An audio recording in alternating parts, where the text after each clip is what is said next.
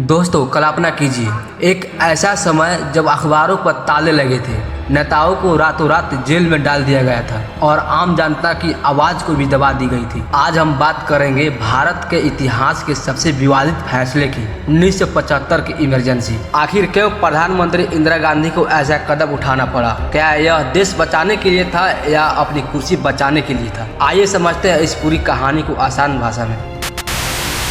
1971 के हुए चुनाव में इंदिरा गांधी को भारी बहुमत मिला। उन्होंने गरीबी हटाओ का नारा दिया और वे बहुमत लोकप्रिय हो गए। लेकिन 1973 से 74 आते आते देश की हालत बिगड़ने लगी। महंगाई तेजी से बढ़ रही थी, बेरोजगारी बढ़ रही थी और कई राज्यों में छात्र आंदोलन भी शुरू हो गए थे। इसी दौरान बिहार में एक बड़ा आंदोलन शुरू हुआ जिसका नेतृत्व कर रहे थे जयप्रकाश नारायण, जिन्हें लोग प्यार से जेपी कहते थे। जेपी ने खुलकर कहा, सरकार भ्रष्ट है, इसे हटाना चाहिए। यह आंदोलन धीरे धीरे पूरे देश में फैलने लगा।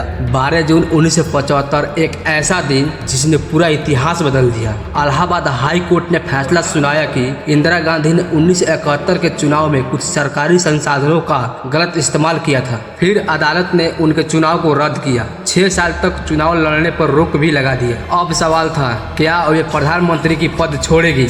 विपक्ष और जेपी ने खुलकर मांग की, इंदिरा गांधी को इस्तीफा दो। धीरे धीरे स्थिति तनावपूर्ण हो चुकी थी। देश भर में प्रदर्शन हो रहे थे। 25 जून 1975 की रात राष्ट्रपति फरुखुद्दीन अली अहमद ने संविधान के अनुच्छेद 352 के तहत आंतरिक अशांति इंटरनल डिस्टरबेंस के आधार पर इमरजेंसी लागू कर दी और बस रातों रात सब कुछ बदल गया। और इमरजेंसी 21 महीने तक चली, जून 1975 से मार्च 1977 तक। इस दौरान प्रेस पर सेंसरशिप लगा दी, विपक्ष नेताओं को जेल में डाल दिया गया, जैसे अटल बिहारी वाजपेयी, लाल कृष्ण आडवाणी और जयप्रकाश नारायण को। मौलिक अधिकारों को सीमित कर दिया गया, जबरन नसबंदी अभियान भी चलाया गया। सरकार ने कहा था देश में अनुशासन लाना जरूरी है, लेकिन आलोचकों ने कहा था यह लोकतंत्र की हत्या थी। जनवरी 1977 में अचानक चुनाव की घोषणा हुई। लोगों ने वोट के जरिए अपना फैसला सुनाया। 1977 के चुनाव में जनता पार्टी ने भारी जीत हासिल की और इंदिरा गांधी को हार का सामना करना पड़ा। यह पहली बार था जब केंद्र में गैर कांग्रेसी सरकार बनी। अब सबसे बड़ा सवाल कि इमरजेंसी क्यों लगाई गई थी, इसका मुख्य वजह क्या था? आइए जानते हैं इस वीडियो में। इलाहाबाद हाई कोर्ट का फैसला,